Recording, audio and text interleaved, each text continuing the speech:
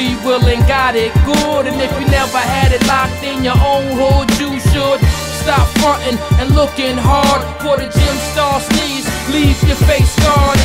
No mirage. These girls think that I'm God. I'm a young Ferrari. It's either eat it, you starve. What is up, guys? Welcome to another episode of Maximilian Must Know. We're going to be taking a look at an absolute staple in a lot of reviewers' fall and winter rotations. And the fragrance that I'm talking about is London for Men by Burberry. This is the first Burberry fragrance we've looked at in this show and the first bottle that I've purchased. I got a sample of Burberry Summer 2013 from Sephora, and I actually have Burberry Touch and Burberry Brit on my to purchase list, but this is the first one I wanted, especially since the weather's gotten colder and the holiday is right around the corner. And Burberry for me, you know, was the brand I knew because an ex of mine used to have a coat, and she had a scarf as well, and I started to want my own scarf as well and some of their own clothing. I have a few of their polos with that signature plaid pattern that you see on the box and the bottle behind the buttons on the collar, and I do have a cashmere scarf of theirs that I got for 50% off at Bloomingdale's at the end of the season. It was from $475 to like $235, and it's an old house. It's a house that started around 1865 when a 21-year-old gentleman named Thomas Burberry, he was a draper's apprentice. He opened up a small shop in Basingstoke, Hampshire, England. And by 1870, he had established his store as the premier destination for outerwear. And in the 1880s, he introduced the world to a fabric called gabardine, which was water-resistant, breathable fabric. And the yarn was actually waterproof when making that fabric before weaving it. In 1891, he opened up a second location in Haymarket, London, which is still open today, and up until recently was the site of Burberry's corporate headquarters. And in 1901, the first Burberry logo was created, and it was not that iconic plaid pattern. It was an equestrian knight insignia featuring the word prosum on it, which means forward in Latin. And of course, not too long ago, Burberry developed the more expensive line called prosum. Now, in 1914, Burberry was commissioned to create an officer's coat by the War Office of England, and a coat designed for modern warfare, and that's how the trench coat came to be, and the iconic Burberry trench coat came to be. And eventually those trench coats became very popular with civilians, and in 1920 that iconic check pattern was crafted into the liner of the jackets. And really from about then to the mid-1990s, they were doing really well. And in the mid-1990s, they sort of had an off period. They went through a rough patch. They didn't really know how to adapt to modern fashion. And it was a woman named Angela Ahrendts who left Liz Claiborne and took over CEO in 2006, who turned the company's fortune around along with creative director Christopher Bailey. They took an Apple computer-like approach to branding their products. They did a huge online business, expensive ad campaigns featuring the likes of Kate Moss and Emma Watson.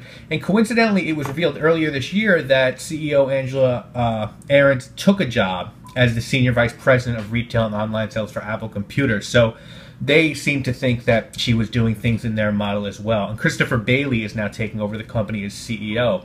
And the brand, in my mind, as of right now, is in a really good place. They have over 500 stores in 50 countries.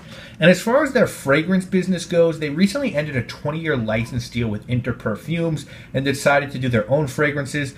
Under Inter, they released about 50 fragrances, starting with Burberry for Men in 1981. There are some duds in that group, but there are some winners as well, with more on that later. And I think this one is a winner. London for Men and Women was released in 2006. We're obviously talking about the men's fragrance today, and the nose behind this fragrance was Antoine Maison Dew. Now, Maison Dew has quite a resume. He's done scents for Tom Ford, Comme des Garçons, Etat de Libre, Bottega Veneta. He did their first male scent that just came out. And the notes on this particular fragrance are bergamot, lavender, cinnamon leaves, and black pepper at the top, mimosa flower, port wine, and leather notes in the middle, and guaiac wood, oak moss, apoponix, and tobacco leaf in the middle. Now, as far as your presentation on this goes, just a Burberry box with the check pattern and information on it. Nothing crazy at all. Just a standard Burberry box. The bottle has that check pattern on it, but it's not executed well. It sort of has this fake coat on it that's attached to the bottle, and you can clearly see the bottle through it. You know, it's just the sprayer works fine. I just think they could have done this coat on it a little bit better, especially from a company who makes coats. It just doesn't look quite right sitting on it, sort of stitched on, with this much room on the bottom. And you can't push it up, push it down, because it's attached to both sides. So I'm not a big fan of this presentation. Definitely shop around for this though. You can pay $70 or $80 for it. It's Sephora, but there are much cheaper routes you can go for the 50 ml or 100 ml of this. I paid $45 for 100 ml with shipping on FragranceNet, and of course with your FragranceNet order you get those shitty samples of Exceptional, which are nowhere near exceptional. And this is a great late fall, early winter fragrance. I know several reviewers who like to wear this around the holidays, on Thanksgiving or Christmas, and I totally see why. Pine is not a note in this fragrance, but I totally pick it up. Definitely also get that port wine sort of spice note, and really like that a lot as well. What this sort of scent is to me is a pine and Christmas spice scent at a more than reasonable price. I've seen a lot of people say they get pine out of it. Again, it's not there, but maybe it's just that insinuation of pine with all the other notes. There's definitely something to it. It's a sweet and warming scent, and it's comforting. What it reminds me of, honestly, guys, the picture I get in my mind when I talk about Burberry London is a college kid coming home for Christmas break, maybe coming from a West Coast school back to his home in the Northeast. Maybe it's a small little suburb, and he enters the house, drops his bags, and the house is filled with warm aromas of the season. There's a fire in the fireplace, the Christmas tree's decorated, maybe some mulled wine in the stove with cinnamon sticks and nutmeg in it. That's what this scent does for me. And for a scent that can do that for around 40 bucks, that's pretty darn spectacular. It also dries down quite well and has a nice holiday sweetness to it. Now, there are some negatives to this scent. Don't get me wrong. It projects well. It doesn't last that long. I get maybe 4 to 6 hours from this scent. For a fragrance that has notes like a Popinix and tobacco and leather in it, I'm surprised I don't get more out of it. It does seem to project for as long as it lasts, so you do get a nice sort of spice bubble around you when you wear this fragrance. I think it's probably appropriate for either sex. I think women could definitely pull this off around the holidays as long as they don't mind smelling a bit masculine. It is certainly not the most versatile scent around. You kind of have to retire it when it starts to get warmer out, but I think you don't have to confine it just to the holidays per se. I think you can extend it beyond that. Sephora sells a 100 ml bottle for $75, and as I said, I don't think it's worth that. To me, it's not a good value. If you're going to pay that much for a designer scent, get something from Dior or Hermes or Chanel. But at the discounted rate, I think it's a must-add to a collection for the colder months. Now, as far as Burberry goes, this hasn't changed my perception of them as a fragrance house. I think they did an okay job with this fragrance. This is a nice scent.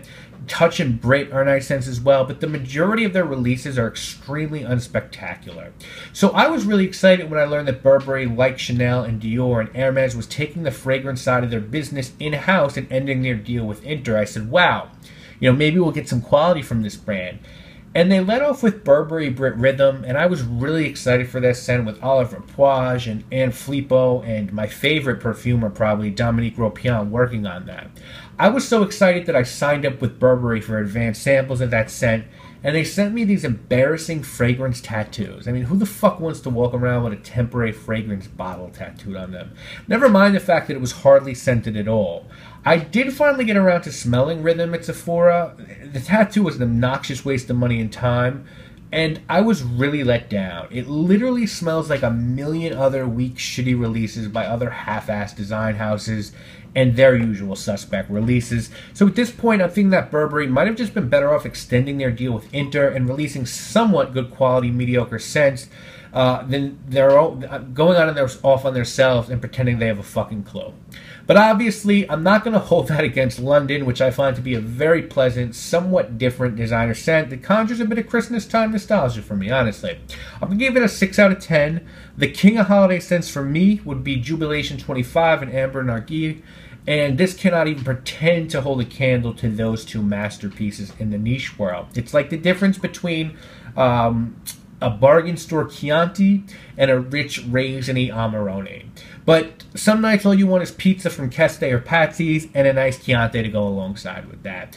Even though you're never going to get blown away, Burberry London is a comforting scent. The 6 out of 10 is a very fair rating for me. I also think it's a good one.